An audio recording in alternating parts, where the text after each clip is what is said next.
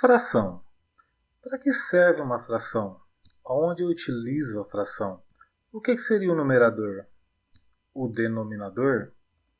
Como que a gente faz a leitura de uma fração? Nesse vídeo, então, vamos fazer uma introdução ao universo da fração. Ok? Falar um pouquinho para que ela é utilizada, a sua estrutura. Ok? Então vamos nessa. Para começar, como representamos as quantidades abaixo?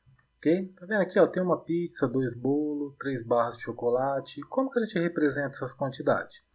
Utilizamos números, certo? Como aqui eu tenho uma pizza, eu utilizo o número 1, uma pizza. É o que eu tenho 2 bolos, eu uso o número 2. E aqui eu tenho 3 barras de chocolate, eu uso o número 3 para representar essa quantidade de 3. Ok? Então isso aqui é o que a gente utiliza no nosso dia a dia. Ok?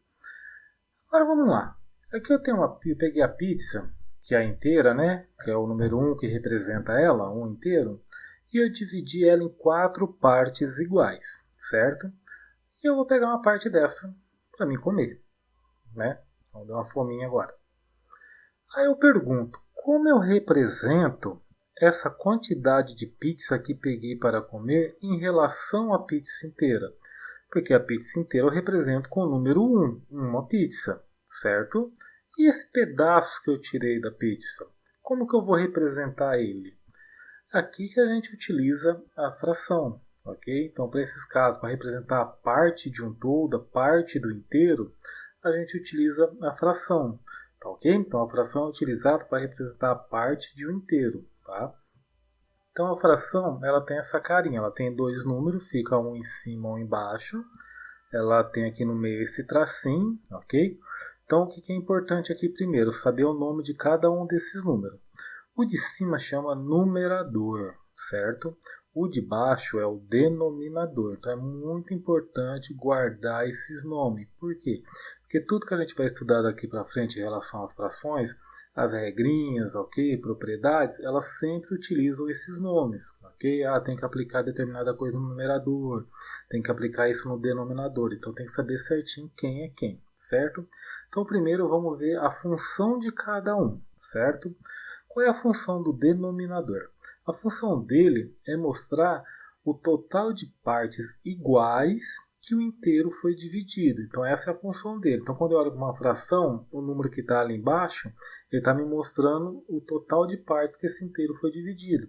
Aqui no nosso exemplo a gente tinha uma pizza, ela foi dividida em 4 partes, né? 1, 2, 3 e a 4 que está aqui no prato. Então por isso que o denominador aqui é 4.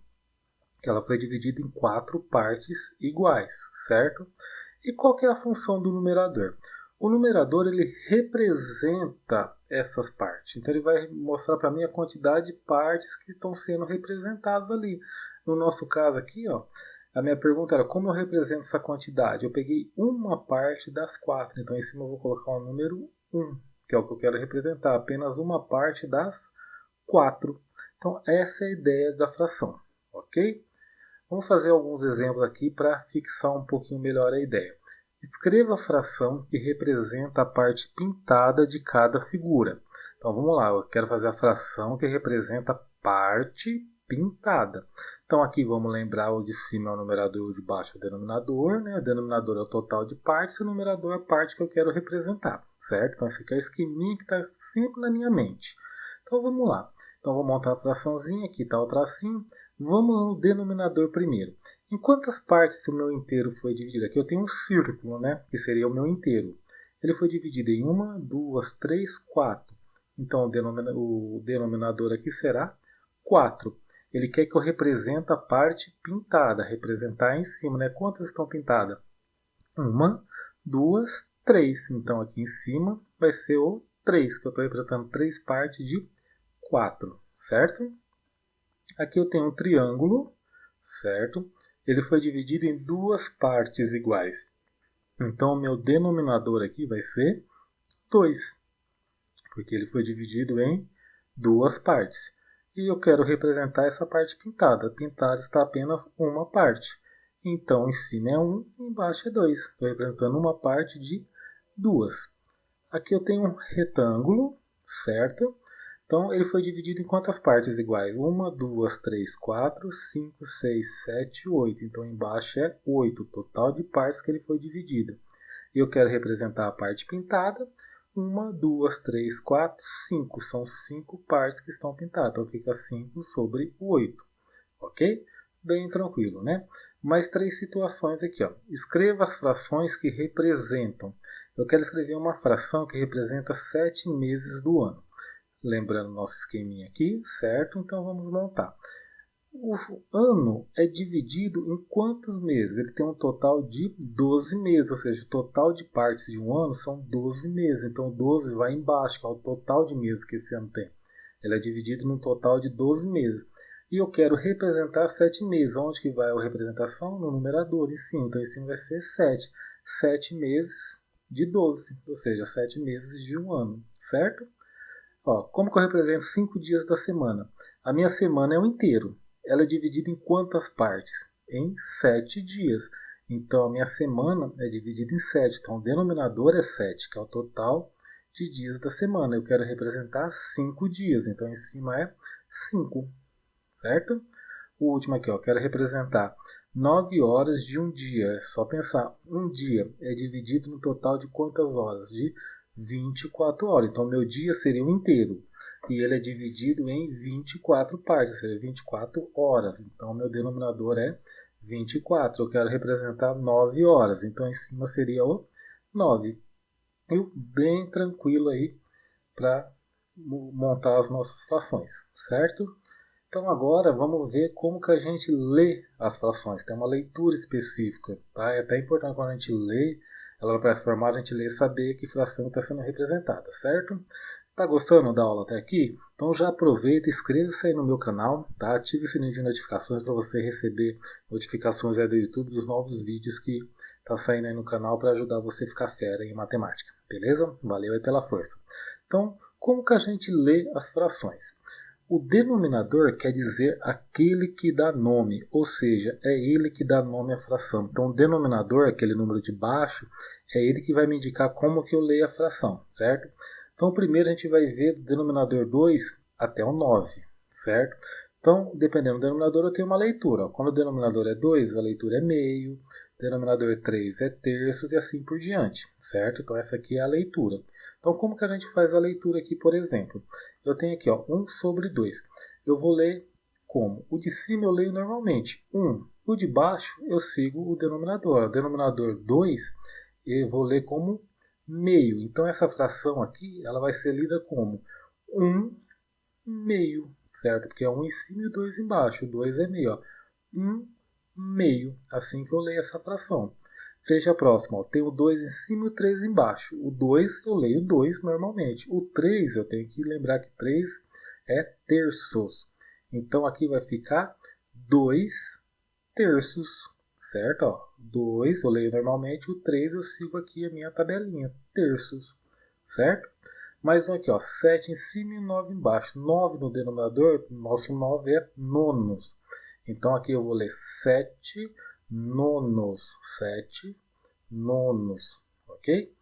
Aqui, ó, 4 e o 5 embaixo. O 5 é quintos, então a leitura dessa fração vai ficar 4 quintos, certo? Então perceba, é o denominador que vai dando nome à fração, certo? Temos alguns casos das frações que têm denominadores igual a 10, 100, 1000, 10.000, aquelas potências de 10, tá? Elas são chamadas de frações decimais. Ela tem uma leitura específica dessa fração, certo? Quando é 10, a gente fala décimos. Quando é 100, centésimo, 1000, milésimos e assim por diante, ok?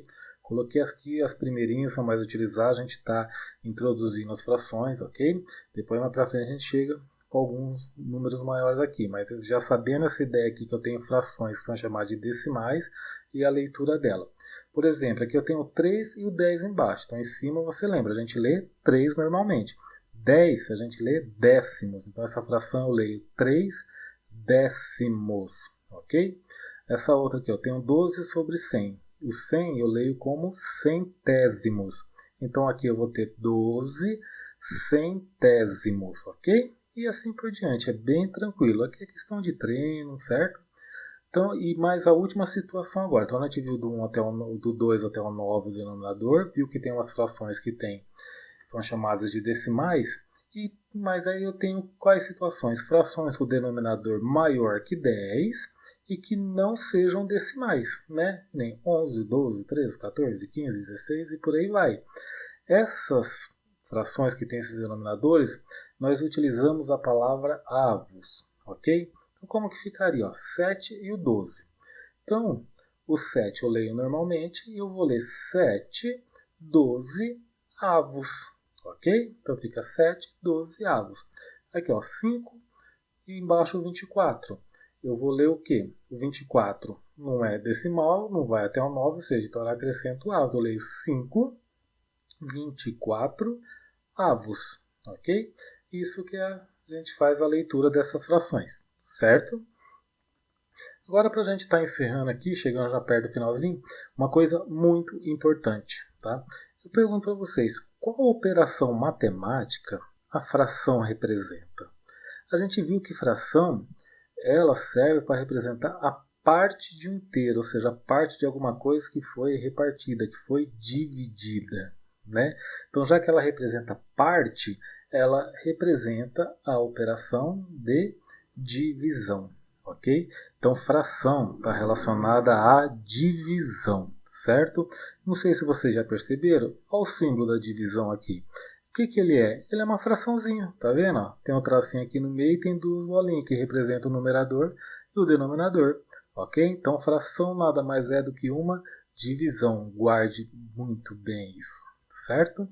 Então, galera, espero que tenham gostado dessa aula, essa introdução sobre frações. A gente vai ter uma série aí passando por cada parte das frações, certo? Vamos falar de frações equivalentes, as operações com frações, números mistos, várias coisas. Então é importante, siga o canal aí, ok? Inscreva-se, ative o sininho de notificações para receber as notificações dos próximos vídeos aí, certo? Então qualquer dúvida pode deixar nos comentários que eu vou estar lendo e ajudando, respondendo aí vocês qualquer dúvida referente a esse conteúdo. Espero que tenham gostado. Um grande abraço, bons estudos, até a próxima.